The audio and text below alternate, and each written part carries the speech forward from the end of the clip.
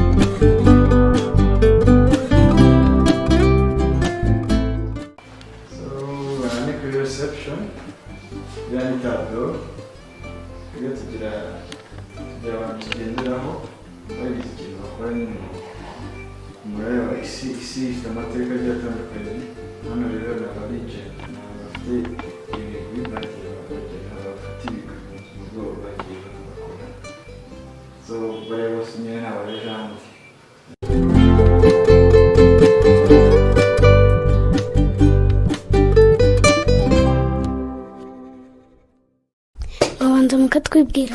Akoze cyane, nitwa amazina nawe n'ababyeyi, nitwa Mugisha Fred Robinson, ariko izina nkoresha mu kazi nitwa Element, niryo izina nkoresha mu kazi kanjye. Iki wahisemo izina Element? Izina rya Element narihawe na manager wanjye cyangwa boss wanjye, sinzi icyatumye arinyita, gusa twarabonanye mwereka ibikorwa byanjye, numva arambwira ati wowe Element. I don't know why, sinzi impamvu yarinyise, ariko buriya hari impamvu, kandi numva ari ryiza tu. Umaze igihe kingana iki ukora umuziki? Nko kubikora bya professional, maze imyaka 2 ndi gukora umuziki, ariko ugiye mu kuvuga ngo natangiye ryari gukora umuziki, natangiye gukora umuziki muri 2012, ndi muri za primaire za secondaire gutyo, ndi muto nanganaga nawe. Ni izihe ndirimbo zizwe umaze gukora? Mfite amaproje menshi muri studio, harimo za Bruce Melody, harimo za Syntax, harimo ba Davis D n'abandi bo mu Bugande. By the way, ariko iri hanze ko natangiye gusohora uno mwaka indirimbo ya Dani Vumbi yitwa Muto, iri hanze njye wayikoze.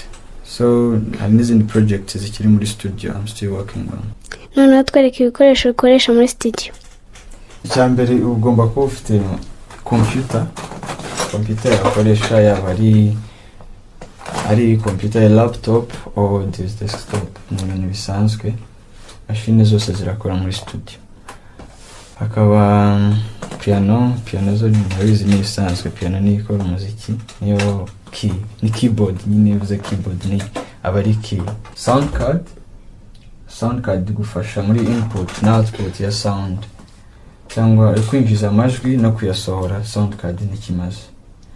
Ikindi dukoresha, hari n'ama applications dukoresha muri studio, ni menshi afite ubwoko bugiye butandukanye, hari izitwa za Logic Pro, hari izitwa za FL Studio, hari za Reason, za Ableton, ni nyinshi cyane. zigiye zitandukanye biterwa nuko wowe ushaka niyo wowe ushaka gukoresha cyangwa ikoroheye. Hakaba hari speakers, twebwe dukoresha rockets ziba zifite versions agiye atandukanye. Hari amaspeaker, hari n'ibindi byitwa soundproof. Ziriya soundproof zigufasha mu gihe uri ahantu runaka uri muri studio, zikurinda ko sound isohoka, zigufasha protectinga sound gusohoka hanze ya studio.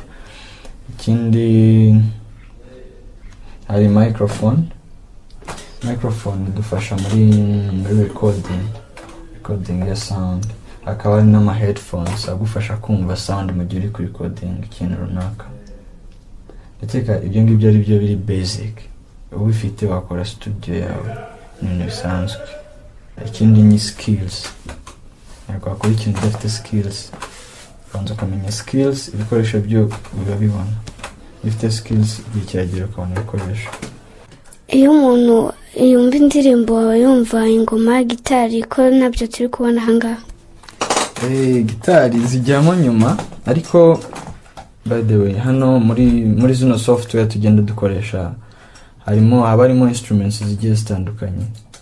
Haba harimo amapiano, haba harimo amagitari zisanzwe. Piano haba harimo amasound agiye atandukanye, piano, gitari. Ni amasound yose runaka baba barakinnye live cyangwa bakina live mu software uyabonamo uyakoresha kuri keyboard yose. Ese wadushurangira akaririmbo? Kameze gato. Ndemberaho gato cyane. Abana bakunda gukina n'utunyoni. Abana bakunda gukina n'utunyoni.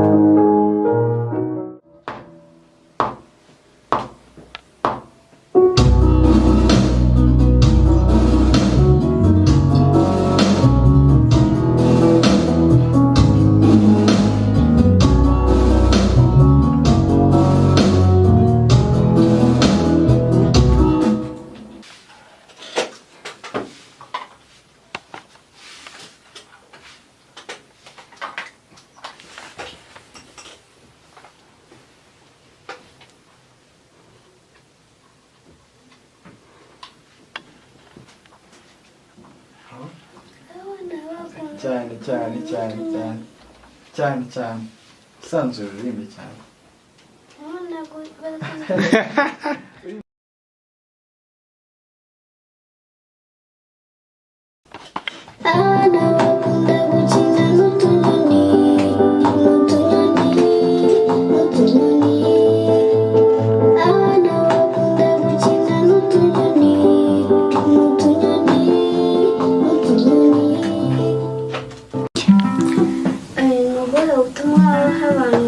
bashaka gukora umuziki?